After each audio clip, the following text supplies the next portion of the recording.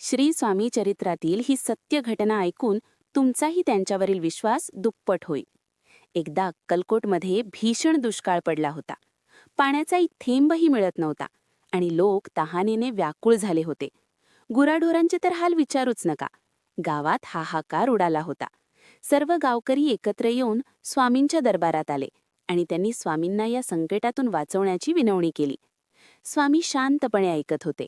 त्यानंतर ते उठले आणि त्यांनी आपल्या हातातील दंड जमिनीवर जोरात आपटला. त्यांनी आकाशाकडे पाहत मेघराजाला आज्ञा दिली, "अरे, माझ्या लेकरांना पाणी दे." आणि काय आश्चर्य! काही क्षणांतच आकाशात काळे भोर ढग जमा झाले आणि मुसळधार पाऊस सुरू झाला. कोरड्या पडलेल्या नद्या आणि विहिरी पाण्याने भरून गेल्या. गावकऱ्यांचा आनंद गगनात मावेनासा झाला. निसर्गालाही आज्ञा देणाऱ्या अक्कलकोटच्या स्वामींच्या चरणात सर्व काही आहे. तुमचाही या परब्रह्मावर विश्वास असेल